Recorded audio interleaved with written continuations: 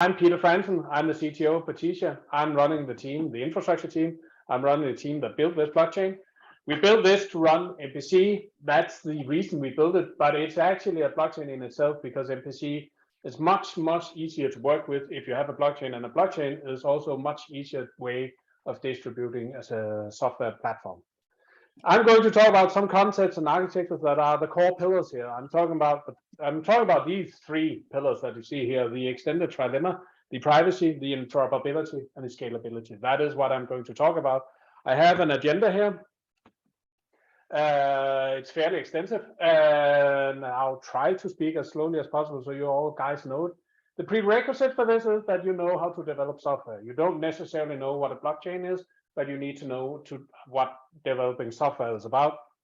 And then I'll go over what some of the core blockchain concepts are. And for those of you who are familiar with an existing blockchain, you should pay attention because the devil lies in the detail.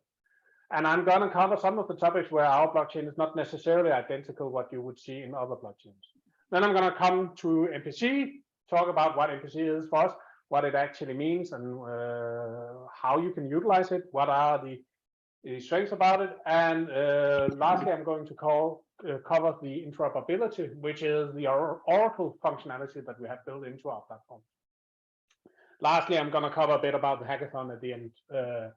I'm going to do pauses. I'll try to break after each section. So you guys, if you have questions and things you want to comment, then you can do it. I'll leave it to you, Christine, to make sure that all the questions and stuff is all answered in an orderly fashion. Yeah, people can pop their questions in Q&A section. In case they can't find it, it's on your right. In case you still don't see it, it's on your left, the chat section. So wherever you type it in, I'm still going to see it, and I'm going to forward it to Peter. Yeah, good. So I'm just going to start talking about what Partisia Blockchain is. So a blockchain, for those of you who are not blockchain aficionados, a blockchain is basically just a database. It's a database with stored procedures. So and you all know what a database is. A database is a table, and then you can add stored procedures. Stored procedures is the code. Tables is the data. That is what a database is. You add stuff to the database via transactions. And similarly, you have a blockchain. You add you have the code and the data. You have actually the code and the data combined. So when you deploy a smart contract, you deploy the code that belongs to it. So it's a much more, how do you put it, atomic unit compared to what you would normally see in a database. You also have transactions. They work exactly as transactions in a database. They change state. And the way that you create a new table is by creating a transaction in the blockchain that creates a new smart contract. That is exactly the same type of mechanisms that's on work here. So you could see it as a database. Of course, there's a lot more to a blockchain. A blockchain is not a centralized data storage. A blockchain is a decentralized storage. So there's a way of reconciling differences between different instances of the same database, and it's called the consensus protocol. If you're familiar with a classical database, then you know that there usually is a master database and a slave database. And the slave database just receives whatever the master database gives you. That's exactly the same in a blockchain, but the consensus mechanism is much more complicated. We are running something called fast track, which is a version of Byzantine fault agreement with a fair weather condition scenario. It's not that important as a developer. It matters a lot to the blockchain. 5 years ago, there was a huge community discussion in the blockchain space about what consensus should be like. It's not that important anymore. The reason I wanted to start with the database as a metaphor is because we have chosen to do something somewhat different than other blockchains. So the way that we have done sharding is by looking at what databases does when they're sharding. So there are two ways of increasing performance in a software setup. Either you add more servers that are sharing the same database, or you're splitting the database in two and creating two different databases that contains two different sections of the data. This can be horizontal or vertically split. You can split the data on, have the same data, but just separate on ID based, or it can be, you rearrange the tables. we've chosen the same metaphor. We've chosen some mechanism for doing sharding in our blockchain, and it matters a lot because it matters because as a smart contract programmer, you have to understand that what you're doing within a single smart contract on our blockchain is executed in isolation. So when you're executing stuff on our blockchain, it's executing within the context of the smart contract. And it only is executed there. You can't see everything else. Usually, and this is the subtitle of this talk, is that usually in different blockchains, in EVM compatible, you have the entire address space. You have the entire, all the other smart contracts are essentially available to you. They are not here. You are only accessing the actual smart contract. And then we've done some mechanisms to actually make sure that it works properly. So we've added mechanisms that makes it possible for when you execute a smart contract on a single, you execute a transaction for a single smart contract. That transaction is then being executed, and the result of that might be that some other smart contract needs to be involved, needs to be addressed, needs to be touched upon. Those are now being routed automatically from one shard to another, and it all comes back together. And I've brought an example that I'd like to go through, and I'll try to do this slowly. We have two people here. This is a depiction of something that we've done. So we have something called an MPC token contract. I guess you can guess what that does. And if I want to transfer $100 from using that MPC token contract from myself to Jens, then I need to do stuff.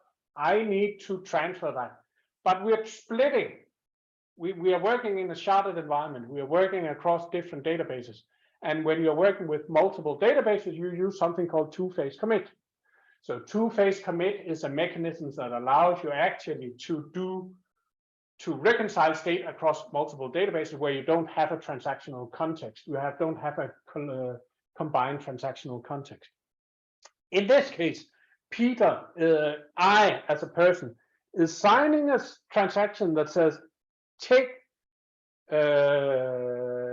my account and move $100 to Jens's account. And as you can see, there's a lot more arrows than just saying that. So let me go through those arrows. So Peter is signing a transaction. This is me personally signing a check. Similarly, it's signing a transaction using classical blockchain signatures. Now this gets routed automatically to my account where I need to check the validity of this account. So I'm checking that the system is checking that Peter, is who I am, and my private key matches, or the public key matches the signature for the private key, and then it is being processed. We're not doing anything anymore. We're just unwrapping the signed transaction and putting it in, validating it. We have account bouncing, so each transaction needs to be signed in increasing order. We take the inner transaction, the actual, I want to transfer $100, and then we unwrap that and take that and say, well, we've checked Peter's account. Now we can route it straight to the smart contract. Now the smart contract does two things at the same time. It says Peter's account needs to prepare for the two-phase commit and remove the $100. And at the same time, we are also preparing Jens's account for receiving those $100. So those are two interactions that are being sent out as, we call them events, as sub-transactions from the original transaction flow in the smart contract. The smart contract now rests. It has sent out the events that it wanted to send out, and it is now waiting for the response of those two events. These two events is getting processed on two different shards. So it's being routed out to other shards, in this case, shards 1 and 0, where my account and Jens's account reside. And then the result of that is that the smart contract is being notified that both events were executed successfully, and the smart contract can now proceed and say, yes, we are now ready to execute the two-phase commit that we prepared for. And executing it is when we move across that point in the smart contract, the transaction, the transfer of the $100 is now it's now committed. And if somehow everything else that happens after this fact fails, the smart contract will still be able to resume and make sure that the failure can be remedied. Jens is going to get his money.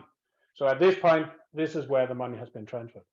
And now the system now needs to automatically execute the removal of my $100, which has been put into escrow, and the addition of Jens's $100, which has also been made ready for. So this is a two-phase commit. And the reason I wanted to go through this very complicated example is because when you're working on our blockchain, you need to be aware that this is actually the execution model that you're going to work in.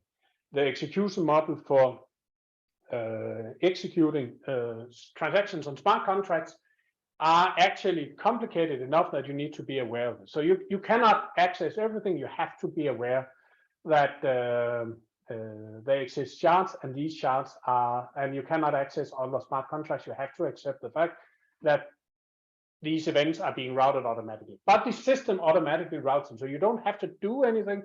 You can see these as just a part of the infrastructure, and the system would run equally fine on one shard and on 1,000 shards. And that's actually why we built it, because we wanted to be prepared for actually splitting our software into 1,000 shards. And then one last thing that I just want to go into is the execution of gas. So there's something happening more here that I haven't been telling you about. So when I sign the transaction, I say that I'm going to pay 1,000 or 10,000 gas, which probably is in the vicinity of 10 cents or a cent. I'm signing that as my saying that I signed this, and you can take 1,000 gas from my account to execute this transaction. Now, those 1,000 gas is now being deducted from my account, but they're not being deducted from my account. What happens is that we are utilizing what I'm going to come back to, but is called bring your own coin. So I may have 1 ETH and 10 USDC on my account. Now the system then chooses, let's just for sake of simplicity assumes that the system thinks, oh, he wants to deduct some USDC, and then the gas conversion happens, and the gas is always paid out in dollars. So in this case, I'm taking 10 cents from my account, and then that 10 cents is being deducted as USDC. So the system automatically knows that I have USDC, and that my gas fee is going to be paid with USDC, and the conversion happens automatically. It happens during the processing of the signed transaction. So the first arrow on this diagram shows when I send a transaction into the system, and at that point the gas conversion actually happens. This is where the gas is being converted from bring your own coin to gas, and the node operators are then being rewarded in gas. And the gas that they're being rewarded in is then converted back into bring your own coin. So they will actually be getting liquid coins. So you have to worry about gas as a developer, because gas is gonna come in the next arrows, because every arrow after the first interaction is actually going to be paid with gas that you assign. So you have to think about that all these events need to be paid for, and you need to distribute the gas, and you need to set the numbers right. So there are some complexity in there. Clearly, if you're going to build a very complicated smart contract, it is going to be an intricate web of smart contracts that are talking to each other all the time. It's going to be complicated for you to handle all these gas costs. My recommendation is, well, it's going to also come later, but start simple and build for complicated later. For this hackathon, you don't want to build the most complete solution. You want to build a minimum viable product. You want to build a prototype. You want to build as little as possible to convince us that you can build the right system at the end.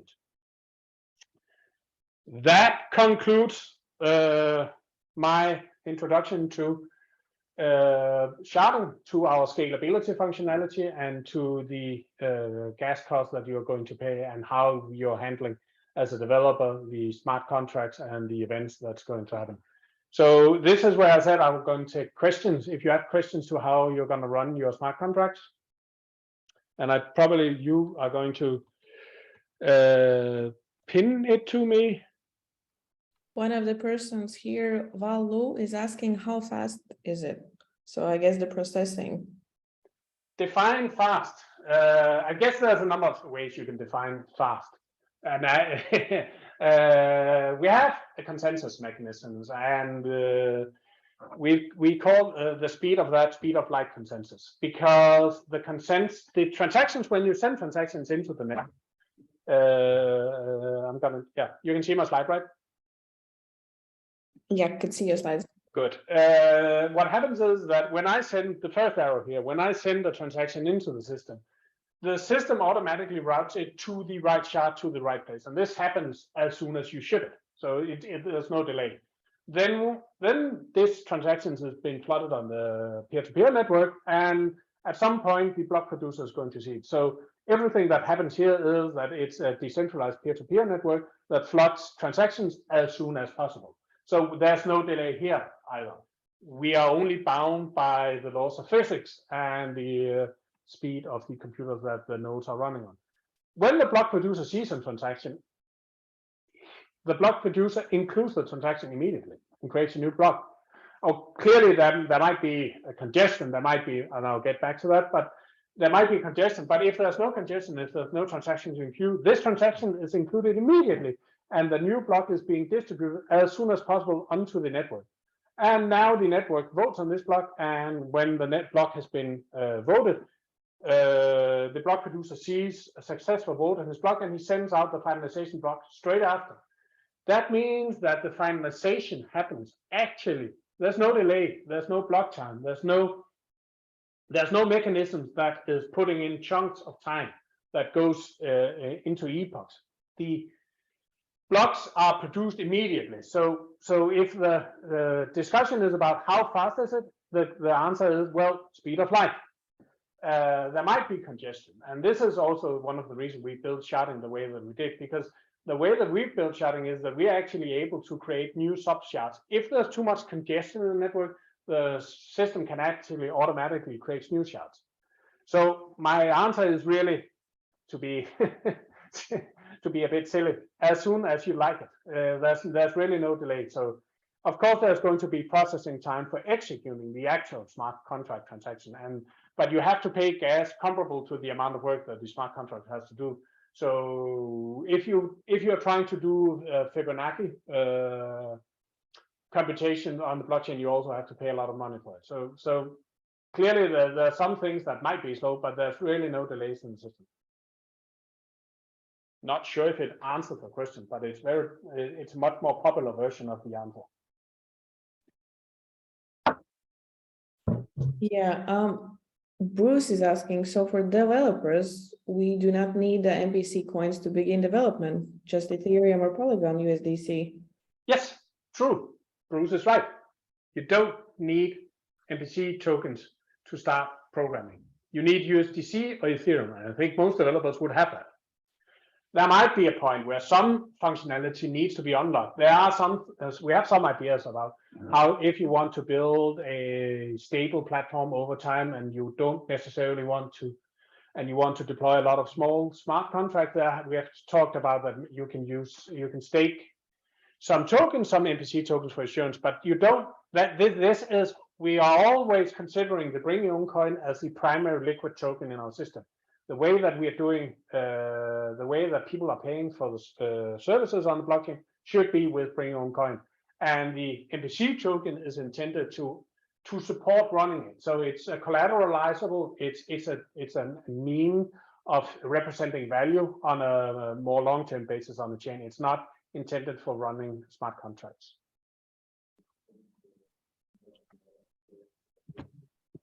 Okay, I see that Rui is asking, can we have access to the presentation as it will be useful for our learning process? Yes. In Discord, right? You're going to put it in Discord. Yeah, someone probably going to help me do that. But yeah, we are going to make the presentation available, and I guess you also going to publish the video afterwards. So every this material is going to be available afterwards. And if you have something that you want to know, if you think there was something that you didn't get, some links or something, then please contact us on Discord. We are available on Discord. I wouldn't say 24/7, but Christian seems like he's flying fairly high in order to catch all comments and questions. So yes, just contact us and I will give you all the information you need. Okay, I'm going to post the Discord link here in the chat. So if people you want to join, just join Discord. Yeah. No more questions, please, Peter. Continue. Yes. So MPC, I guess I don't think I can underestimate. You cannot underestimate the paradigm shift that we are looking into when we're talking about computing on encrypted data. Computing on encrypted data and what MPC is offering is a technology that provides exactly the type of privacy that blockchain needs. So blockchain needs some sort of privacy, and people are trying to put together solutions that are non-generic, that are tailored to a specific case, because they are not addressing the problem head on. They are trying to avoid some of the privacy problems. MPC is the solution on a distributed network for building privacy. That's what you want to do. So the question is, which type of MPC are you gonna run? And this is an illustration of what MPC can be. So in this case, you have two people that are providing input, 3 and 5, and somehow during this processing, in these 3 nodes that you see here, you get 8. That's the secret computation. And that is what MPC is providing. You get some nodes that are doing something and they can't see what's going on. You have to trust that the majority of them are honest, and that's the only thing you have to trust. Nobody gets to see anything. All data are being kept confidential. It's similar to a blockchain where you have to trust the majority of the nodes, on the majority of the bakers, or majority of the mining power is honest. It's exactly the same as a blockchain. So that is why the blockchain and the MPC is such a good fit, because what blockchain provides is the decentralization, the orchestration, the public what's going on right now, and then the MPC is providing just what is missing, the privacy. So I brought in here some examples. This is examples that I really want you to work to kickstart your innovation. So what we're looking for in the hackathon is people that are innovating, people that are providing innovative solutions to problems we didn't have. Now, these are solutions that we already have done, so they won't be as innovative, but it's a starting point for you to understand what can be done. So we've built voting, and everybody can do a DAO where there's public voting, but we've also provided private voting where each decision can be done in private. I guess this could also maybe solve some problems in some countries, but that's for a different debate. We've also included the classical millionaires problem. The classical millionaires problem is what people are using to explain what MPC is. You have 4 people, they're all millionaires. The richest one needs to pay for the dinner.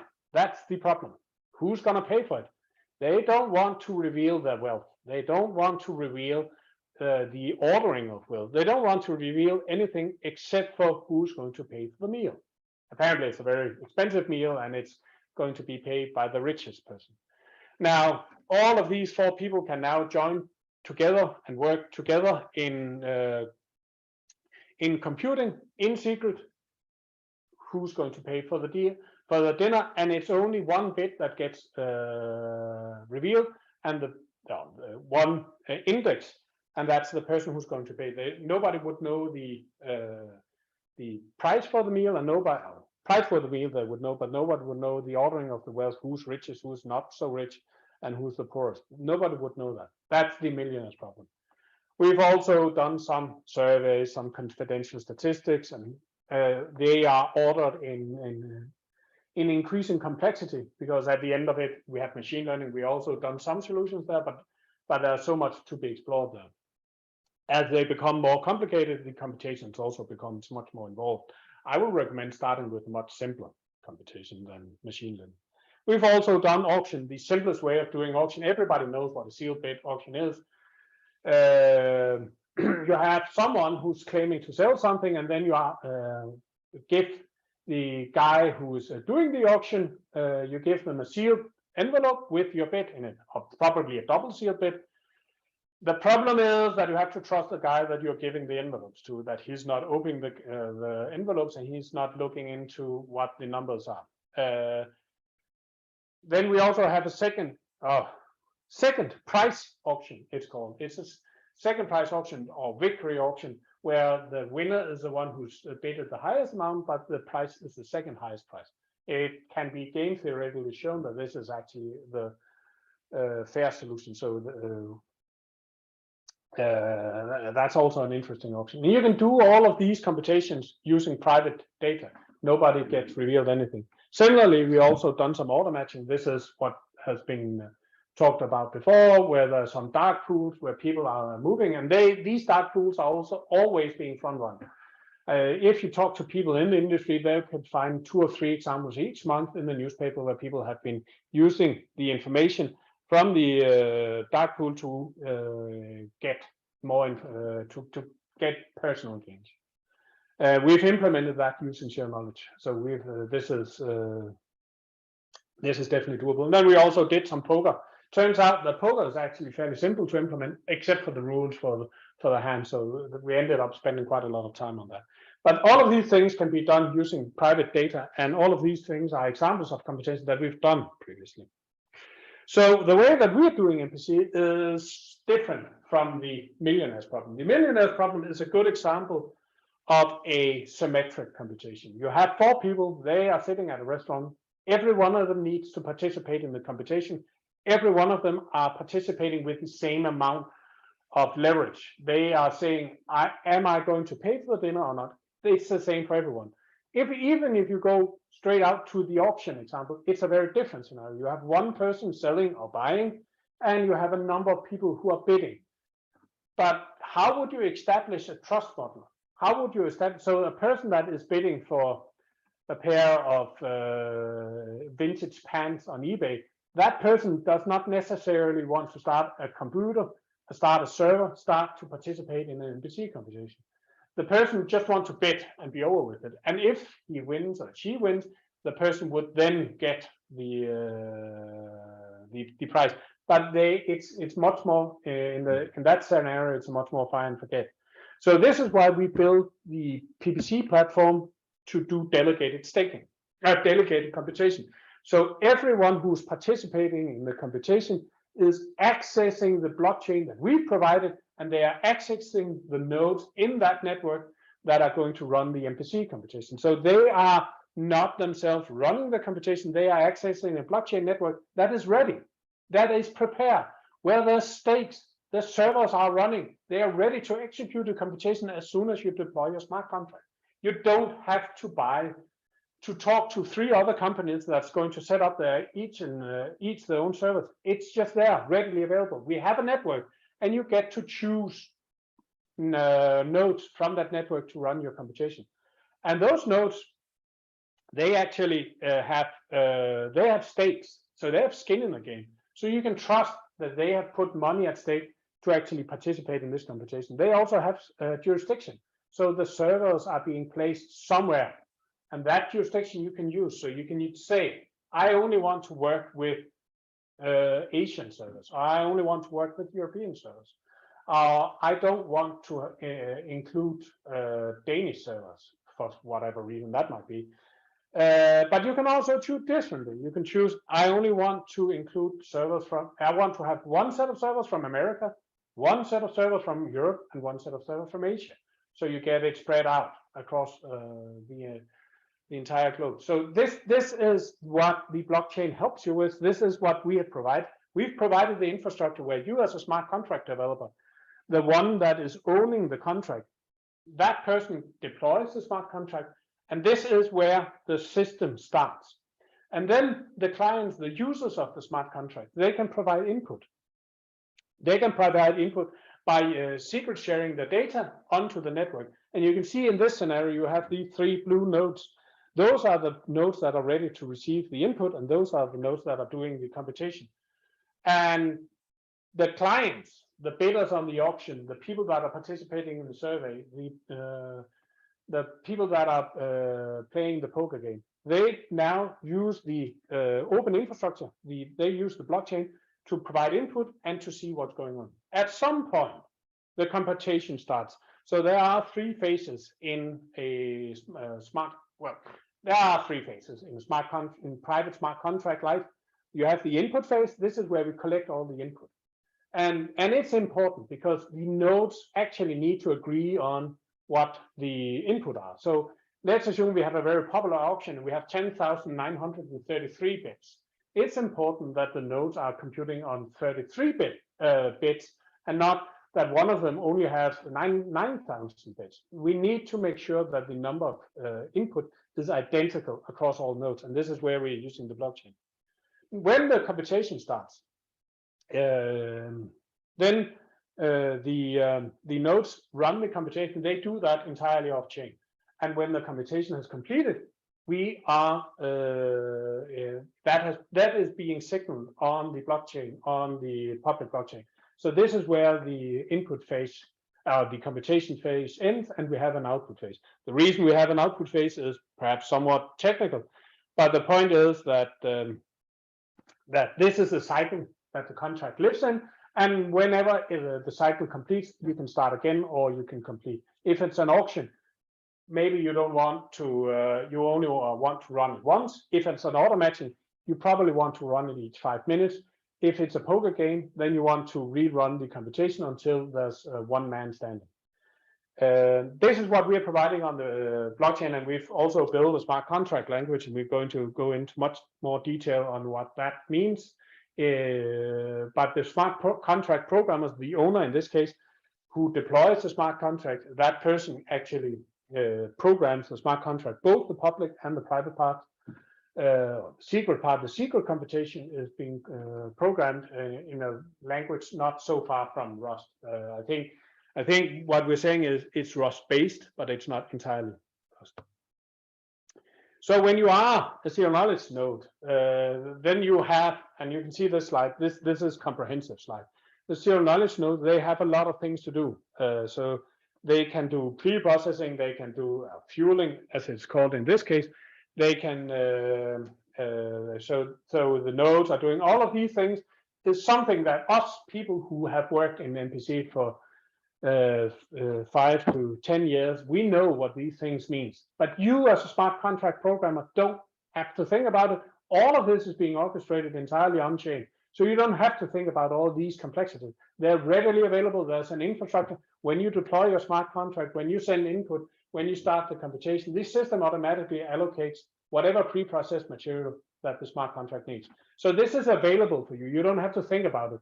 But if you want to run MPC without Partisia Blockchain, then you definitely have to think about it. Right. This, I'm fairly on time. This concludes the things I want to say about MPC. We're going to, Jesper's going to do a talk about how the smart contract language looks like and what the examples are.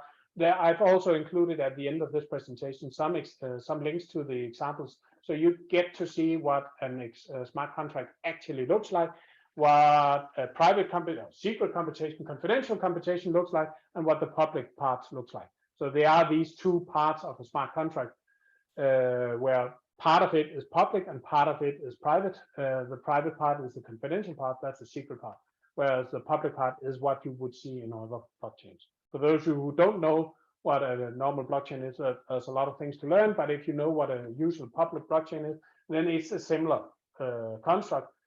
The biggest thing is the sharding, the isolated execution. Yes. Peter, maybe you want to have some questions answered. I see a few. Yeah, hit me.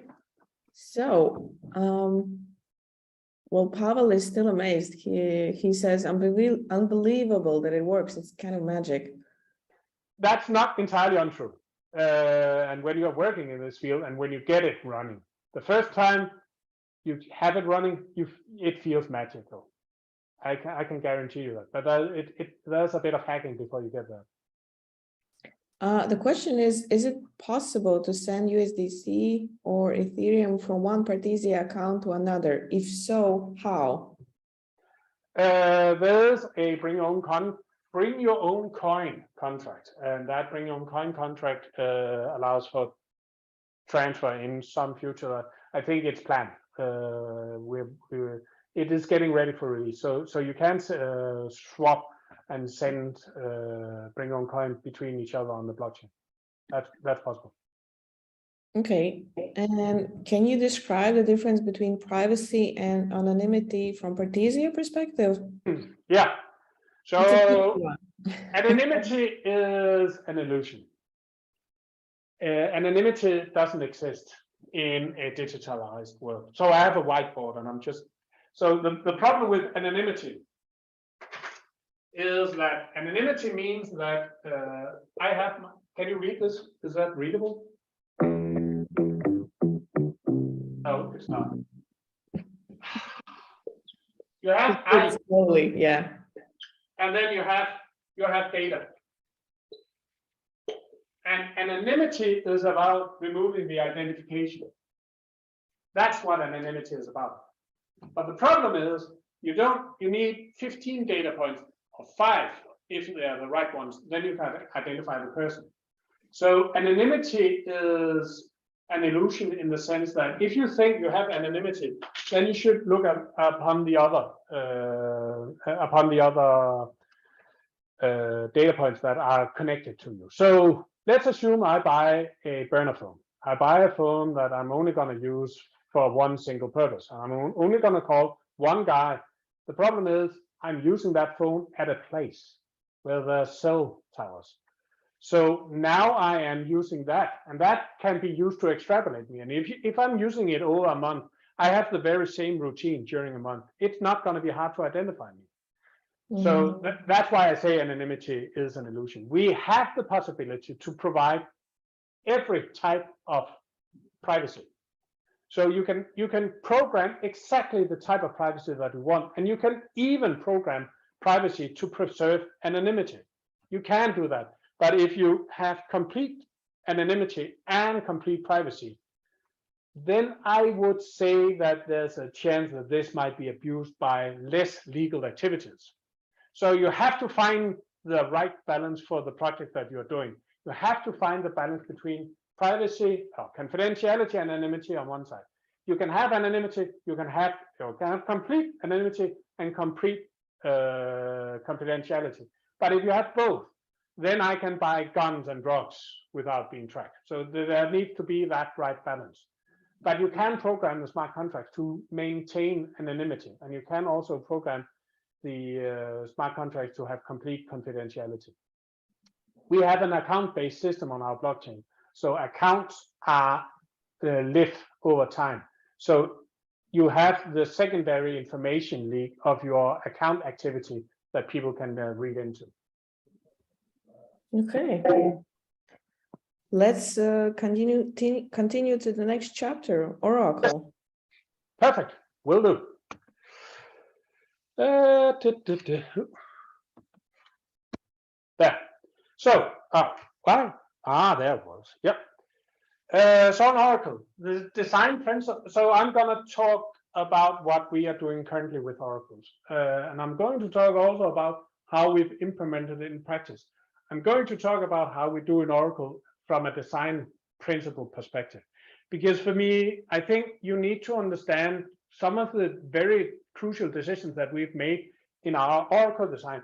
Because what we've made is that we've looked at how the designs are not. There has been some what people are referring to as involuntary bug bounties on some existing bridges out there. And we really wanted to avoid to have errors and problematic situations in our Oracle design. And this is why we've designed our Oracle to be as secure as possible. So an Oracle is something that moves state from one place to another. So it is seen from the receiving blockchain perspective. It's something that provides state. You regular programmers would have a hard time understanding what this is all about. The thing about data and the thing about consensus about data is the only data you can access on a blockchain is every data point that's on the blockchain. You cannot go outside of the blockchain. So you cannot have a price ticker. that defines what is the current ratio between euros and dollars. You don't have that information available on chain unless someone is putting it there. And there's a number of solutions of putting data onto chains, and those same solutions have been used to move data from one blockchain to another. And this has many names. These are called bridges. These are called layer zeros, and this is our take on it. We have two core concepts. We have what we call the small oracle, and then we have the large oracle. The small oracle is the one that's doing the task. This is comparable to what other blockchains are doing when they are doing bridges. This is comparable to what you see elsewhere. They have a set of nodes that are moving state from one place to another. So they do the actual work. They are the ones that are doing it. And they are getting rewarded for it. And we are collateralizing it. We are making sure that the people that are doing these things are being, not only are they being paid for it, but they also have to stake their MPC tokens as a guarantee that they're going to do this right. So they're not going to cheat. Now, what happens if they cheat? And this is always the problem. What happens if someone is able to manipulate the oracle? And we have answers for that. But before we go there,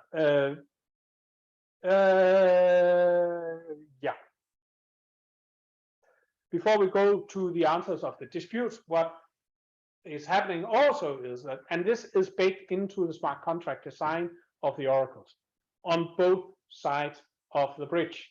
So the small oracle is taking data from one place and putting it over here. On both sides, there's a cap, there's a size, and when that size has been met on this side, when either side has been met, then the oracle is being rotated. And that is why, that is the way that we rotate the collateralization of tokens. Now, the oracle, the large oracle or the committee that is doing the rotation, the one that is responsible for the small oracle, this is the entity that is defining who is the current oracle, who's going to be the next, and if there is a dispute, then they get to decide. So we have taken the entire committee of our blockchain and put that to the test. They are the ones that are deciding the disputes. They're deciding the disputes based on the tokens that they have, and if someone has performed, there are two results of a dispute. Either the person that claims the dispute is malicious, or the oracle that did the transfer is malicious. Either way, the malicious person or the malicious entity is going to get their tokens burned, and the other persons are going to be rewarded equally. So the large oracle is actually based on the committee. So the large oracle is the entire committee. That's the consensus mechanisms of our blockchain. That is the large oracle, and that large oracle is basically the one. That's the entity that we trust with the entire state of the network. So that is why our blockchain is, we're trying to build in the consensus mechanism of our blockchain onto the small oracle. In effect, the small oracle is only being sub-delegated work from the large oracle, and it is the large oracle, the committee's responsibility to make sure that the oracles are doing the right thing. That's the design. That's the design we are trying to follow, and this is, and I'm going to exemplify this. I'm going to exemplify this with explaining how our Ethereum bring your own coin oracle works. So in this case, we have a smart contract on Ethereum that takes money, or takes Ethereum, and when you put them into the smart contract on Ethereum, then that smart contract now contains those, and somehow we need to mirror that onto the Partisia blockchain. We do this by having the small oracle, the three oracle nodes. They are inspecting the smart contract on Ethereum. The smart contract on Ethereum now contains an entry. That entry says, well, let's assume it's me that's going to get them, and then they say Peter is going to get 1.5 E. That is what I'm going to get. I'm thrilled about getting all that money. That is what the node operators then is being transacting, each and every one of them. You can see here the three node operators are signing the transaction that the 1.5 ETH is going to be allocated to me at the end of it. This is how it looks. So, and here you actually see the design principle. You have this principle of two books. It's invented in the 14th century in Italy by a monk that found out that maybe it's not a good idea to just have one ledger. If you are going to do stuff across different accounts, or different, in this case, blockchains, then you should have two parallel ledgers that walk together in tandem. And this is what we're doing here. We have the ledger on Ethereum and we have the ledger on Partisia, and they record the same information. And that is why we released the 1.5 ETH to me. And this happens over time, and a number of people ends up getting a lot of money. And at the end, sometime when the criterion for rotating the oracle, the 10 ETH, has been met, at that point, we now rotate the small oracle. We take the old small oracle and we replace it with the new small oracle. And this happens with the committee on PBC. So this is the mechanisms that runs our bring your own coin. As an oracle node, you can see here that the job that you're doing is to move data from A to B. And you can see here in the bottom, you can see the different epochs. You can see there are different timestamps, and each epoch in the oracle terminology means that this is each a small oracle, and they are being rotated over time. We use these double entry bookkeeping principles to make sure that everything is being kept in order. And if there's a dispute between that, there's one book here that says I'm going to get 2 ETH, and another book here that says he should only have 1.5 ETH. That's where the dispute mechanisms comes, and the sort of grown-ups come in, and the committee votes on the entirety of what's true and what's false and reconciles it in a way where everybody is getting what they think they are owed. And this is what it looks like in very gory detail. So one cool thing about the oracle is that if you're combining MPC nodes, and if you take an MPC cluster, why can't you use that as an oracle? And you can. We've actually made a proof of concept where you can go and have a look at how it looks like when you have an MPC cluster, zero-knowledge cluster on our blockchain, and then on Ethereum, you at the same time can have the same cluster available in a proxy contract. So this is on Ethereum, you can run a second price auction. Everything is happening over here, and the zero-knowledge cluster and there's also the oracle cluster, and it can actually take responsibility to make sure that everything that's happened on Ethereum is also being mirrored onto PBC, the computation is being executed, and the result can then be transferred back.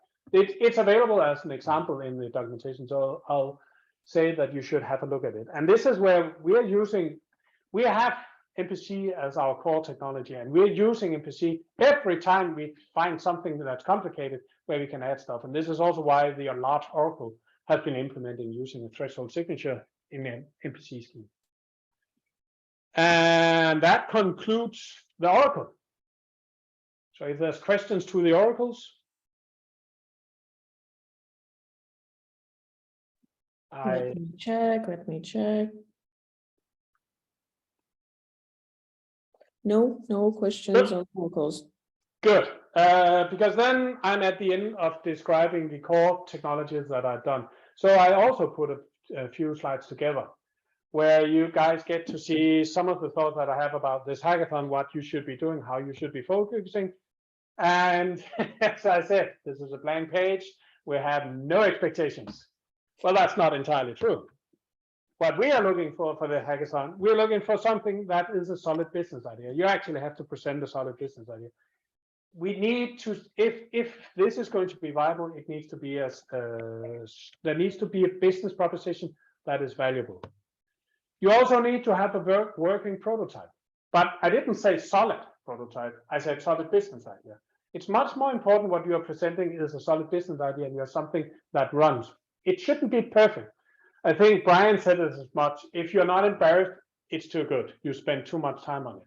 So make sure you provide a full working example, but don't implement all the corner cases. Try to do as little as possible, and if in doubt, don't.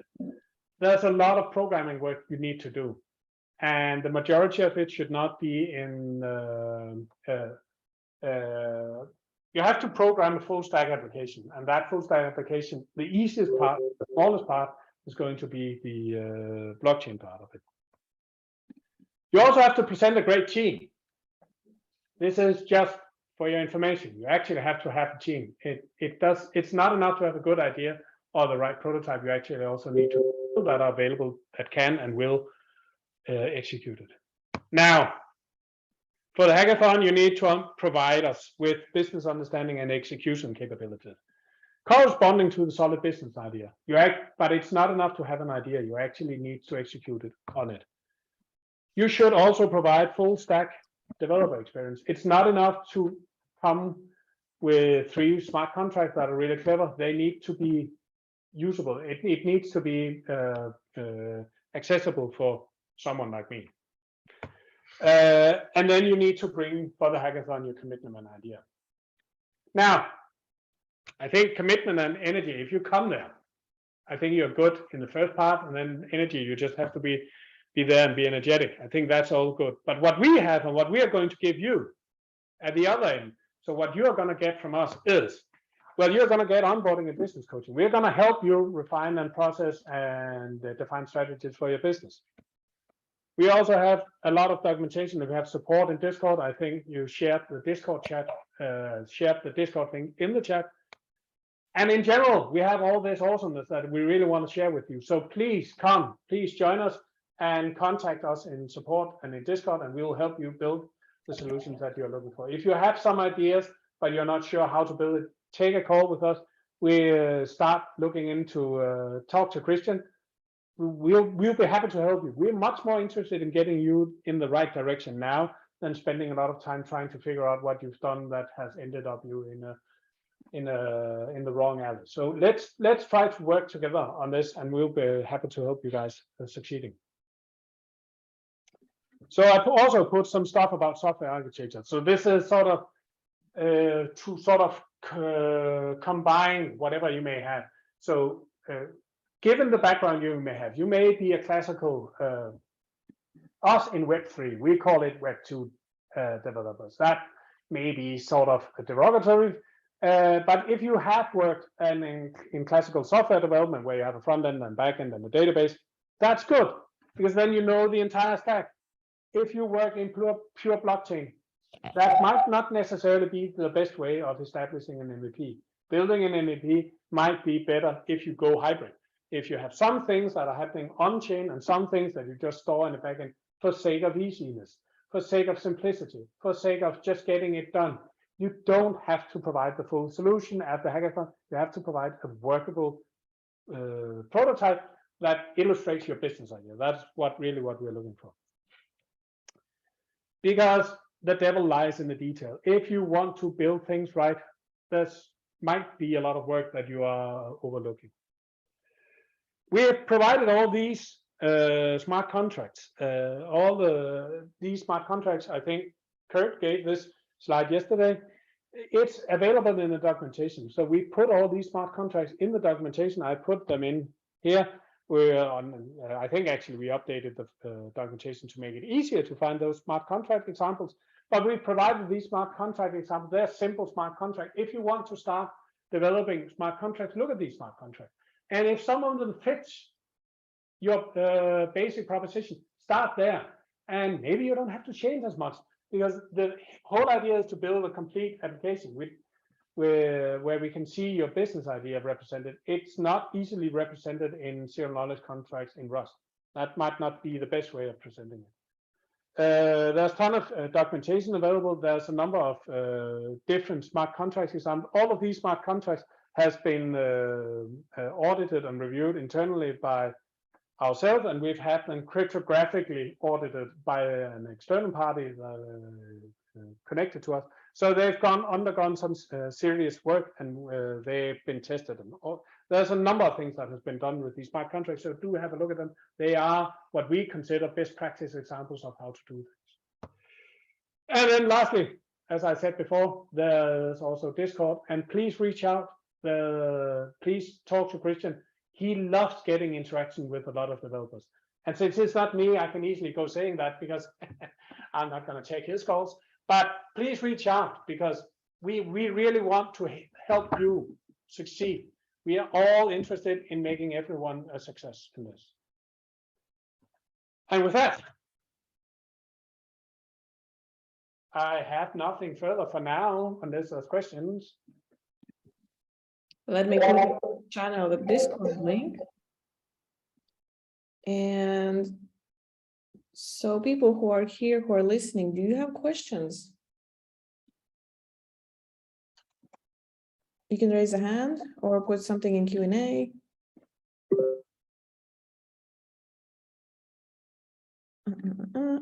So the Discord link is shared. Yep. So Bruce is asking things like how much a fee would be for a transaction, etc. The design that I'm going to start there. The design that we chose for fees, the design that we wanted for fees was that it should be cheap, and it should be paid in USDC or USD, or in a currency that's equivalent to what people are doing, paying normal for. And the idea was that simple transactions should cost a cent, and more complicated transactions, the zero knowledge computation, should cost $1. That is the general idea. That translated a number of times to a different set of number of constants, which makes me, that's the idea. And reality will probably turn out to be much more heterogeneous, much more complicated. But that was the idea. The idea is that the payment that you are making is being made in a liquid token. The idea is that you're paying it in something that's tangible for the people that are sending it. And it should be comparable to running. It should be cheaper, but not much more cheaper than running a similar computation in AWS or in a different hosting center. The idea is to make it comparable to whatever we are paying for software fees right now, but you have to pay a bit of fee for doing the computations. Yeah, I think that's the intention of the payment, and we are going to make the payment structure and more dynamically adjustable to the current inflation schemes and all of that. But that has been the original intention. It's also intentional that we split the two tokens. So bring your own coin token resides here. This is a liquid payment. We don't want to go up in value. That is why the MPC tokens has a different value structure.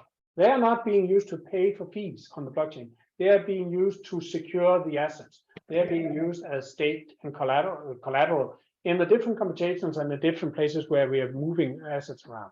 And so that's also a very important part of the design that we've decided. Okay, we have NFT Bunny has a question. Is Mainnet live? Do you have faucet for testnet? We have a faucet for testnet. It's called Christian. So you just ping Christian in Discord, and he'll be happy to provide you some money to provide you some bring your own coin on testnet. So what? There might be actually a different version of the same question. So what is the person asking? Is it about MPC tokens, or is it about bring your own coin tokens? Hello, can you hear me? Yes. Yep. Hi there. So thank you for the opportunity to talk to you guys. So interesting. I would like to know the one testnet faucet. Second thing is, can you? I joined lately, so I would like to know if you guys can give some use cases for Partisia, because I see that interestingly there is a hybrid application can be developed using blockchain as well as database. So if you can give an example or use case, which what you have in mind, that will be very useful to think out of box. Thank you. Not sure I quite got the entirety of the question. So getting access, I think there's a number of answers to the testnet, and you should start by contacting Christian in Discord, because he can give you the type of accesses that you're looking for. In terms of different use cases, I think maybe you can put that question in writing, and then I'll try to ask you. Just send it to Christian, and I'll make sure that I'll answer it properly, because I think there's a number. the amount of use cases that the MPC technology can provide is realistically endless.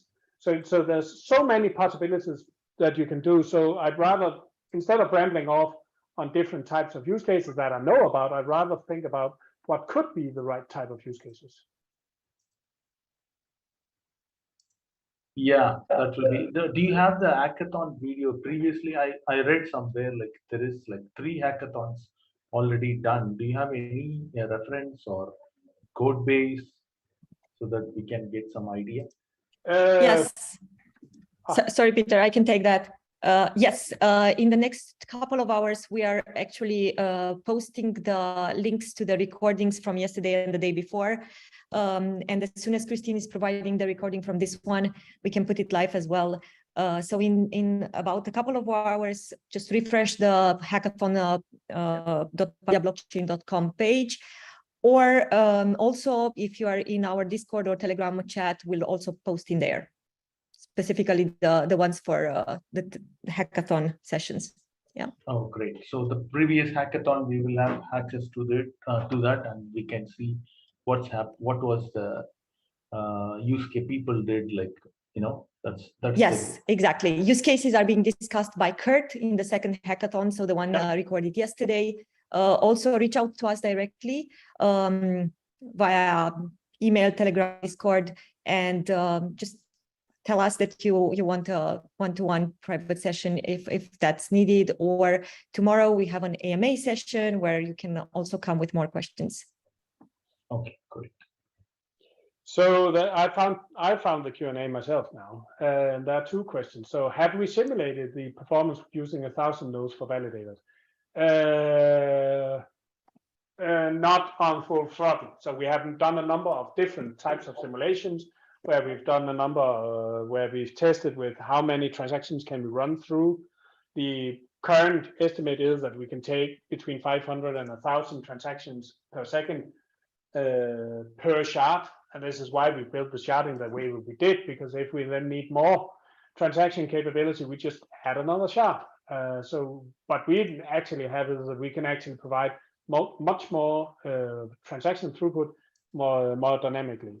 We haven't tested it in real life with 1,000 nodes. We've done some back of the envelope. We have 150 nodes currently that's in the peer-to-peer network. So that's quite a lot of nodes, and they are fairly decentralized. That means that the 1,000 node cap, which is in my mental, that's the mental point that I'm stopping at. So we shouldn't have more than 1,000 node operators at the same time.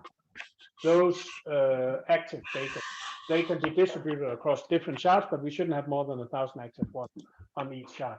Those 1,000 is only a factor of 10 more than we have right now. So I don't think, and I do not expect the transaction capability and the throughput to drop dramatically if we add an order of magnitude of 1 or 2 more.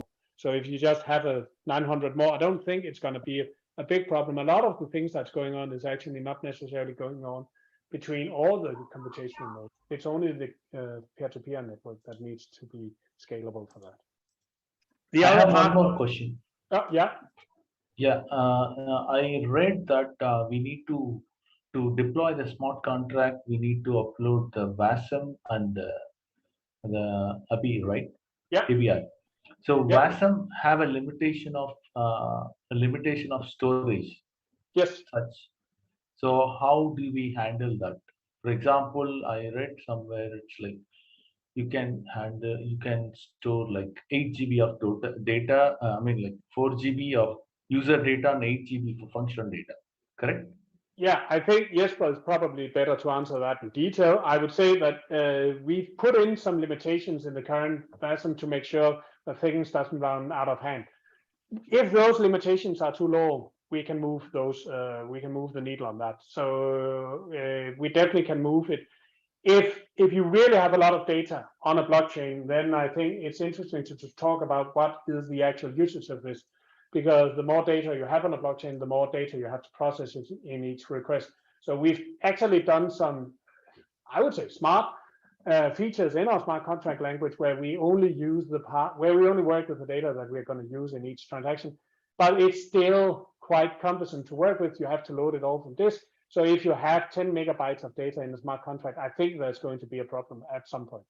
But I would, we put in some limitations fairly low right now, and when we meet the limitation, when we meet those limitations, I think the use case will tell us how to lift those limitations. Oh, cool. And lastly, the security about double spending and stuff like that. So the researchers that are, we build the fast track consensus mechanism, or we build it. It's being designed primarily by one Jesper Buus, who's a professor at Aarhus University. He designed it actually while he wrote the book, literally, on distributed systems that's being used as educational material. There's a number of ways that we are avoiding the double spend, and there are a number of places where the double spend could be problematic. So there's internal within our chain. This is where the consensus mechanism comes in. This is where the security of the consensus mechanisms is. But at the same time, you also have these oracles, these layer 0 that is moving data back and forth. And this is where, if there is a problem, at the end of the day, you're going to see two deposits or withdrawals. Or there's going to be a discrepancy on either ledger.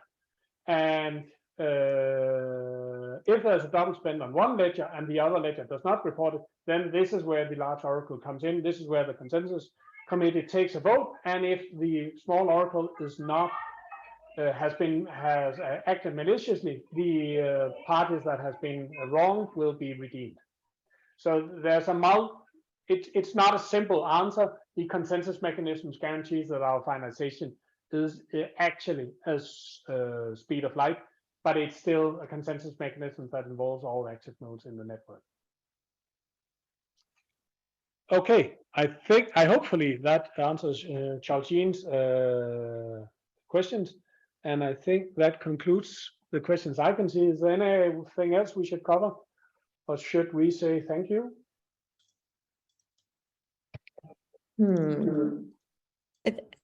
There are a few more questions, but I would suggest that we keep them also for tomorrow. I don't know if you want to and have the time to answer a few more questions. Yeah, sure. I have a number of things I ought to be doing. But just a reminder for everybody that tomorrow there is an AMA session, and that's a greater session, right, to ask questions. Okay. Right now is a really good time to ask me more questions. So if you have more questions, please read them out, because I'm not sure I can navigate all these data points. So in Q&A, if I'm not mixing up, so Charles-Jean also was on the question, have you ran simulation presenting the evolution of performance? This is what I said before, that I'm not expecting the performance to drop dramatically, because it's only a factor of 10, 10 times as many nodes as we already have, actually 9 times as many nodes as we already have in the existing network. So the existing peer-to-peer network is almost as slow as it's going to be when we have 1,000 active nodes. And the 1,000 active nodes is also the limitation. This is where I would say, when we have more than 1,000 nodes, which will be a very lucky day, that is the point where we will start to restrict the amount of nodes that's going to participate in actually voting on blocks, and then create a special peer-to-peer network for voting on blocks. Okay, cool. Well, I just posted also the Hackathon webpage, just so people can check it out, because the information is being uploaded there. It has more info about NPCs, about the grant awards, and also the recordings. This is the link where you will find it, hackathon.partisiablockchain.com. Plus, if you want to get personal and direct and want to have one-on-one meetings with the amazing experts and mentors that are in Partisia team, you join the Discord channel and you just ask, hey guys, is it possible to get a one-on-one consultation? So I'm gonna drop the Discord link again in the chat, so you guys can open it, save it, and join the channel. Actually, Charles-Jean has another question about the consequences of having a bring your own coin versus having one single token. And yes, we've studied it, but we don't have complete data on it, so we don't necessarily know. So Kurt is a professor at Copenhagen University, our CEO. He is the professor at University of Copenhagen, has specialized in market design. So clearly we've been working on some simulations on what is the consequences of the token price. The problem is that one of the problems is that when you have a single token, then when the price goes up, the networks becomes much more expensive, and then the price would drop. So you have this equilibrium where the node operators want to have the token exactly as high, so they only have to do a minimum of work to make just enough money to get the maximum reward. Whereas what we really want to do, and we designed the blockchain to run MPC. We didn't design the blockchain to do a pump and dump. We designed the blockchain to execute the MPC, and executing MPC requires a lot of transactions because the nodes have to coordinate on a broadcast channel. And the broadcast channel, the best broadcast channel we have, is actually a blockchain. So we are using the blockchain as a broadcast channel, and that usage makes it very expensive. If the price goes up for a token, then the MPC becomes much more expensive, and the node operators would prefer only to do public smart contracts rather than doing MPC. And this, we don't want to have a mechanism where it's de-incentivized to run the most computations as possible. We want to have a platform that is as readily available as possible. We want to run as many computations as possible and get priced each time. We want to have economic of scale. We don't want to have a unicorn blockchain. We don't want to have a unicorn blockchain that only runs a select few transactions. We really want to build this to run as many applications as we want, as we can, because the applications is actually our livelihood, and we are also building this blockchain to run our own applications on it, and we are using it. This is some of the use cases that Kurt mentioned. We are working with ICRC, the International Red Cross, to build humanitarian tokens and applying privacy to those humanitarian tokens. So we are using the platform that we are building to build more MPC. So it's not just a single thing, it is our future.